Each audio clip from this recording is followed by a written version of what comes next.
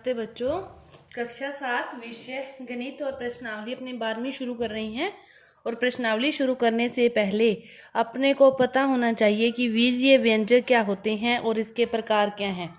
तो बीजीय व्यंजक किसे कहते हैं? बीजीय व्यंजक चर और अचरों के गुणनफल को जिस रूप में भागफल को उनके प्लस और उनके माइनस की संक्रियाएं, जो भी चारों संक्रियाएं हैं, ये प्लस की, माइनस की, गुना की और बाकी चर और अचरों पर जब ये चारों संक्रियाएं लगाकर एक समीकरण के रूप में जिसे व्यक्त किया जाता है उसे क्या कहते हैं? बीजीय व्यंजक कहते हैं। 2x plus Y, 3x, 4x plus Z, 4z plus Y, किसी भी रूप में, तो ये सारे क्या कहलाते हैं? बीजीय व्यंजक कहलाते हैं। इसके बाद बीजीय व्यंजकों के जो प्रकार हैं उसमें आपको पता होना चाहिए एक पदी, द्विपदी, फिर त्रिपदी और बहुपदी। त्रिपदी और फिर बहुपदी, ये इस प्रकार से आपको इनके बारे में पता होना चाहिए। एक पद का अर्थ है कि जिसमें एक ही सिंगल पद हो, जिस इस प्रकार भी 3x, 2xy, 3xyz, अकेला 4 हो, अकेला x हो, अकेला y हो, अकेला z, किसी भी रूप में, मतलब एक ही पद हो, सिंगल पद हो, उसे क्या कहते हैं? एक पदी। द्विपदी जिसमें दो पद हो, 2x plus Y, 3x plus 5, 6z plus Y, 6z plus 4, इस रूप में जिसमें दो पद होंगे उसे क्या कहेंगे? द्विपदी। और इसी प्रकार जिसमें तीन पद होंगे कि X square plus X plus 1, 2x plus Y plus 5, 3x plus Z plus 4, इस रूप में कि जिसमें तीन पद होंगे उसे क्या कहेंगे? त्रिपदी। और जिसमें तीन से ज्यादा पद होंगे उसे क्या कहेंगे? बहुपदी कहेंगे। जिसमें तीन से ज्यादा होंगे उसे क्या कहेंगे? बहुपदी कहेंगे।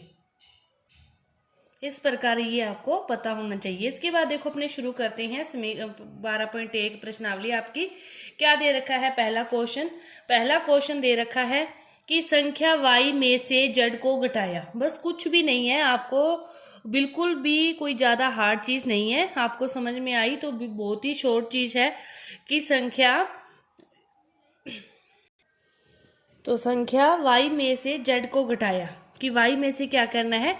z को घटाना है। तो देखो कुछ भी नहीं है, y में से घटाना है तो घटाओ का निशान, और z को घटाना है, y में से z को घटाया, इस प्रकार।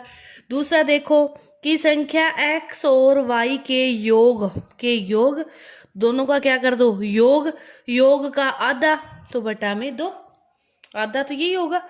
तीसरा क्वेश्चन कि संख्या z को स्वयं उससे गुना किया जाता है, z को स्वयं z से गुना किया जाता है, तो क्या बन गया? z की घात 2। संख्याओं p और q के गुणनफल का 1/4, p और q का गुणनफल कर गया उसका 1/4, PQ/4। पांचवा, संख्याओं x और y के वर्गों को वर्ग करना है, x का वर्ग y का वर्ग करना है, y का वर्ग, वर्गों को जोड़ा जाता है तो प्लस। छठा, संख्याओं m तथा n के गुणनफल के 3 गुने में संख्या 5 को जोड़ना।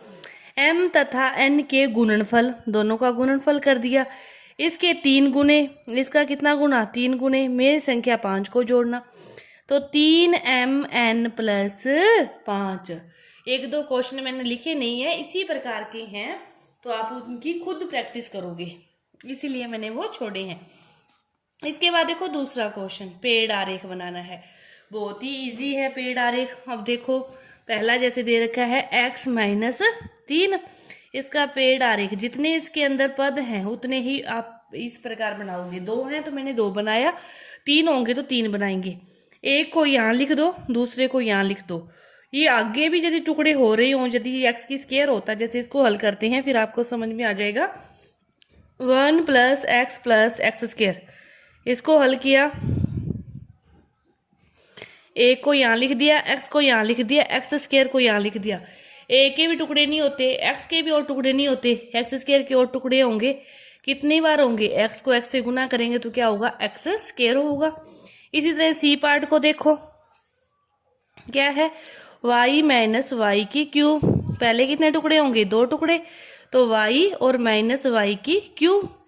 अब माइनस वाई की क्यूब के कितने टुकड़े होंगे, वाई की घात 3 है, तो वाई को कितनी बार गुणा करेंगे, 3 बार गुणा करेंगे, माइनस आना चाहिए, तो तीनों पे माइनस लगा दो, चाहे एक पे माइनस लगा दो, तीनों पे माइनस लगा दोगे तो भी माइनस ही आएगा।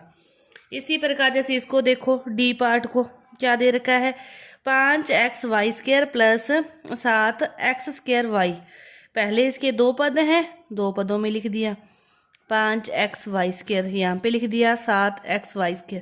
अब इसमें कितनी है, 1 2 3 है ना, 3 बार लिख दो, 5 अलग हो गया, x अलग हो गया, y² अलग हो गया, इसमें भी 3 है, 3 बार लिख दो, 7 अलग हो गया, x² अलग हो गया, y अलग हो गया। अब इनका तो कोई टुकड़े नहीं होते, y² के होंगे 2 बार, होंगे 2 बार, y इसके x² के होंगे 2 बार, तो 2 बार x। इस प्रकार आपको इनको हल करना है। इसी तरह ही इसको भी आपने हल करना है, पेड़ आरेख बनाना है, कुछ नहीं है, पहले जितने पद है उसको टुकड़े कर दो, फिर जिसके और टुकड़े हो रहे हैं उसके खुद को अकेले को, बस जिसके नहीं हो रहे उसको वैसे रहने दो, जिसके हो रहे हैं उसको आगे फिर इस प्रकार लिख के हल करो, तो आपके ये क्वेश्चन हल हो जाएंगे। इसके बाद देखो तीसरा क्वेश्चन कि निम्न व्यंजकों में पदों के संख्यात्मक गुणांकों जो अचर न हो की पहचान करनी है। अब आप क्या करोगे, इस क्वेश्चन को हल करने के लिए सारणी बनाओगे। पहले यहाँ पे लिखोगे गुणांक, यहाँ पद पूरा व्यंजक, फिर गुणांकों जो कि अचर न हो, चर है मतलब अचर नहीं है, फिर उसका क्या है गुणांक, उसकी वो, ठीक है। अब व्यंजक पूरा लिख दो, पूरी सारणी में, एक सारे क्वेश्चन एक सारणी में कर लोगे।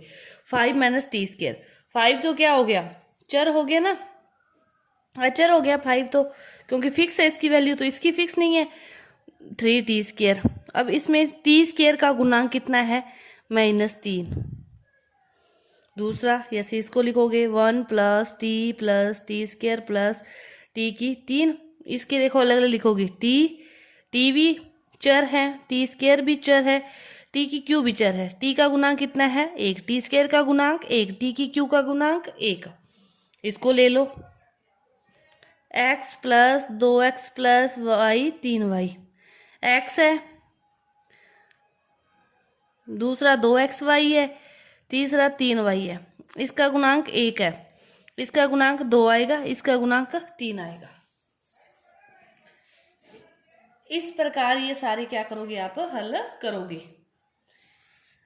पूरी ये सारणी है, एक ही सारणी में, मतलब यहाँ पे लिख दोगे पहला क्वेश्चन, ये दूसरे क्वेश्चन का है, ये तीसरे क्वेश्चन का है, नीचे चौथे क्वेश्चन का है, फिर 5वें क्वेश्चन का। इस प्रकार इसको क्या करोगे आप, हल करोगे।